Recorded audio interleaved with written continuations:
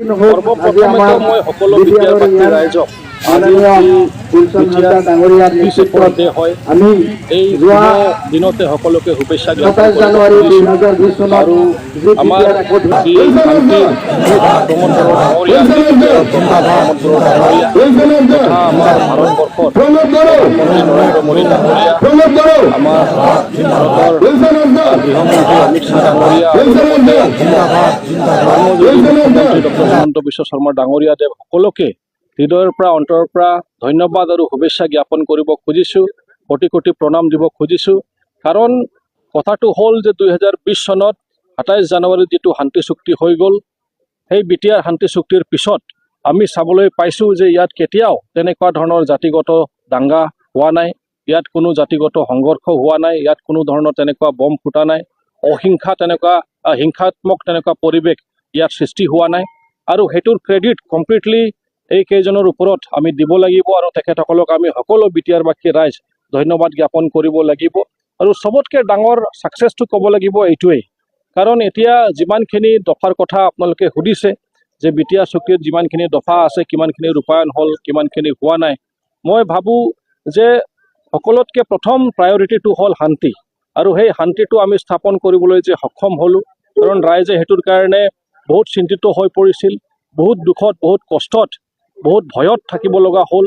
কিন্তু আজিৰ তাৰিখত আমি চাবলৈ গ'লে যে কতো তেনেকুৱা ধৰণৰ পৰিৱেশ নাই ইয়াত। মানে এতিয়া মানে সকলো ৰাইজ এতিয়া উৎফুল্লিত আৰু ভাল পাইছে যে এতিয়া আমি যি এটা শান্তিৰ পৰিৱেশটো পাইছোঁ, সেইটোৰ কাৰণে বহুত দিন আমি মানে অপেক্ষা কৰিলোঁ, কিন্তু আজিৰ তাৰিখত আমি চাবলৈ পালোঁ, বাস্তৱ ৰূপত চাবলৈ পালোঁ। এতিয়া চবতকৈ ডাঙৰ প্ৰশ্নটো হ'ল যে আমি এই শান্তিটোক কি ধৰণে ধৰি ৰাখিম। আৰু সেইকাৰণে আমাৰ চৰকাৰ ফালৰ পৰা আজি শান্তিৰ এটা পিচ বাইক ৰেলী বা শান্তিৰ এটা সমদল সেইটো ওলোৱা হ'ল। আৰু সেইটোৰ জৰিয়তে সকলো ৰাইজক চুকে কোণে শান্তিৰ বাৰ্তা লাভ বা শান্তিৰ যিটো বাৰ্তা সেইটো আমি প্ৰেৰণ কৰিবলৈ যত্ন কৰিছোঁ, যাতে আমি এই শান্তিটোক ধৰি ৰাখিব পাৰিম শেষলৈকে। বাকী হ'ল দফা ৰিলেটেড যিমানখিনি কথা আছে, বহুতখিনি দফা অলৰেডি মানে ধৰক আৰম্ভ হৈ গ'ল, কেইটামান দফা অলৰেডি প্ৰচেছত আছে, কেইটামান তেখেতসকলৰ কেইটামান কোৱাৰিজ আছিলে চেণ্ট্ৰেল গভৰ্ণমেণ্টৰ পৰা, সেই কোৱাৰিজবিলাকো প্ৰায় সম্পূৰ্ণ হ'বলৈ ধৰিছে। সেই কোৱাৰিজবিলাক সম্পূৰ্ণ হৈ গ'লে এই দফাটো ৰূপায়ণ কৰা হ'ব। তো এতিয়া কেন্দ্ৰীয় চৰকাৰ বা অসম চৰকাৰ ফালৰ পৰা যিটো সঁহাৰি পাব লাগে, ফুল ফ্লেজত সেই সঁহাৰিটো আমি লাভ কৰি আছোঁ, পাই আছোঁ।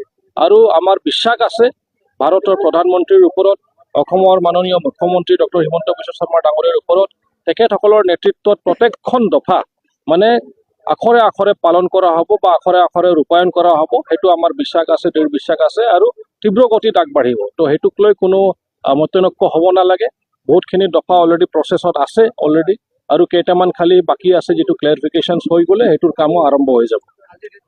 ঠাকুৰপুৰ VCDC মানে ডিংডিঙা বজাৰ তাতে ফিল্ড আছে, সেই খেলপথাৰৰ পৰা আৰম্ভ কৰিছোঁ। আৰু সেই খেলপথাৰৰ পৰা আৰম্ভ কৰি আমি দুইটা গ্ৰুপত বিভক্ত হ'লোঁ, যাতে মেক্সিমাম এৰিয়া যাতে আমি কভাৰ কৰিব পাৰোঁ। আৰু সেইকাৰণে এটা গ্ৰুপে শ্ৰীৰামপুৰ চিমলটাপু আমাৰ মানে কি বুলি কয় হাউৰীয়াপেটত আহিল সেইফালৰ পৰা, আৰু এটা গ্ৰুপটো হ'ল আমাৰ চাউতাল কলনী যিটো ৰাঙা গাঁও হৈ ইয়াত আপোনালোকৰ চেৰফাংগুৰি হৈ আমাৰ মানে হাউৰীয়াপেটত আহি পালে। দুটা গ্ৰুপে তাতে লগ লাগি আমি একেলগত ইয়াত চাপকাটাত মানে শেষ আমাৰ ডেষ্টিনেশ্যন ইয়াতে আছিল। ইয়াত আহি আমি অলপ যিটো এটা একেলগত ভোজন কৰিলোঁ আৰু একেলগত ইয়াত অকণমান সৰুকৈ সকলোকে ধন্যবাদ জ্ঞাপন কৰা হ'ল আৰু সকলোকে আহ্বান জনোৱা হ'ল যে এই শান্তিৰ বাৰ্তাটো যাতে চুকে কোণে আমি সকলোকে যাতে দিব পাৰোঁ। আমাৰ কেন্দ্ৰীয় চৰকাৰৰ পৰা যিটো ফাণ্ড, যিটো পেকেজ পোৱা যাব, সেইটোৰ কাৰণে অলৰেডি সেই দফাতেই যিটো বিটিআৰ শান্তি চুক্তি হৈ গ'ল, তাতে বিভিন্ন ইনষ্টিটিউশ্যন সেইবিলাকৰ নাম অলৰেডি তাতে দিয়া আছে।